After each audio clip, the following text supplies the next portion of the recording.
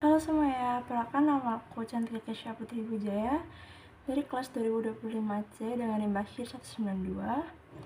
Di sini kami akan mempresentasikan hasil diskusi kelompok kami tentang penyuntingan bahasa. Di mana anggota kelompok kami ada Karina Naifah dengan NIM akhir 058, Yosina Isila dengan NIM akhir 242, Sofia Safira dengan NIM akhir 232, dan terakhir Ahmad Dani Aditya dengan NIM akhir 182.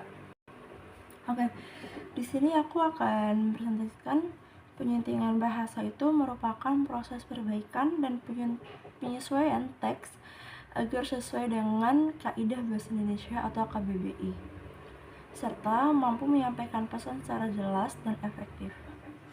Dalam presentasi ini akan dibahas pengertian, tujuan, manfaat, serta praktik penyuntingan bahasa yang relevan untuk menghasilkan tulisan yang berkualitas. Selanjutnya, adapun tujuan dari penyuntingan bahasa yaitu memastikan bahwa teks mampu menyampaikan informasi secara akurat dan tidak menimbulkan salah tafsir. Kemudian, penyuntingan ini juga bertujuan meningkatkan kejelasan dan keterbacaan tulisan, menjaga keseragaman penggunaan istilah dan format, serta menyesuaikan teks dengan standar yang baik dan juga benar.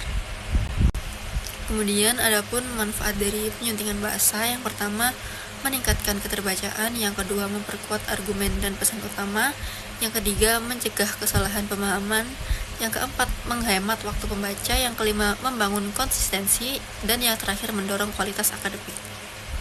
Ruang lingkup penyuntingan bahasa meliputi pemeriksaan terhadap ejaan, tanda baca, pilihan kata, struktur kalimat, dan kesatuan paragraf. Penyunting memperhatikan apakah kalimat efektif, apakah hubungan antariti dalam paragraf mengalir dengan logis, dan apakah pilihan kata yang digunakan sesuai konteks setiap unsur.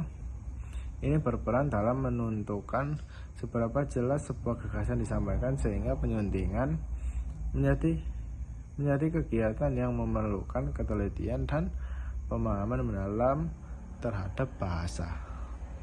Jadi dalam praktiknya, penyuntingan dapat dibagi menjadi 3 jenis. Yang pertama ada penyuntingan substantif yang berfokus pada isi dan logika gagasan, seperti alur, argumen, dan koherensi antar bagian.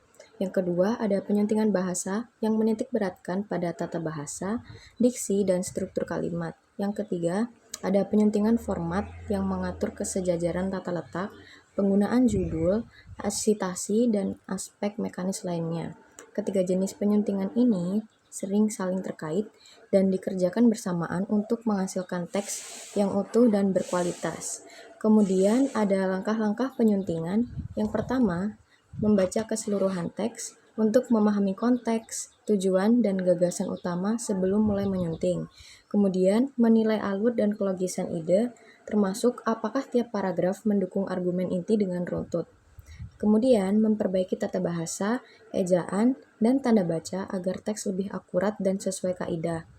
Selanjutnya, menyesuaikan gaya dan nada bahasa supaya cocok dengan kebutuhan dan karakter audiens. Lalu, memeriksa ketepatan data dan fakta untuk memastikan informasi dapat dipertanggungjawabkan.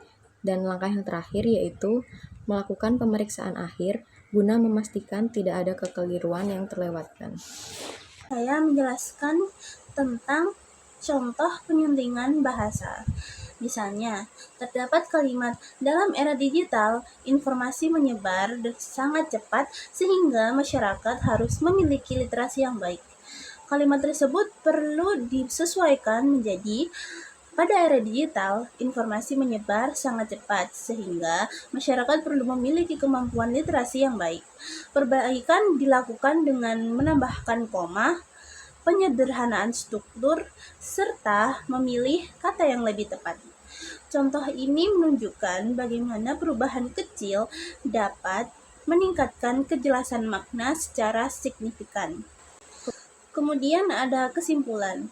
Penyuntingan adalah proses penting untuk memastikan kualitas tulisan dengan meninjau, memeriksa, dan memperbaiki teks agar lebih jelas, tepat, dan efektif melalui langkah-langkah seperti memahami konteks, menilai alur pemikiran, memperbaiki aspek kebahasaan, dan melakukan pengecekan akhir. Penyuntingan membantu meningkatkan keterbacaan, memperkuat argumen, mengurangi salah tafsir, serta menjaga konsistensi gaya. Dengan demikian, penyuntingan bukan hanya tugas teknis, tetapi strategi untuk menyampaikan pesan secara efektif dan menghasilkan tulisan yang memenuhi standar terbaik. Sekian materi yang bisa saya sampaikan. Terima kasih.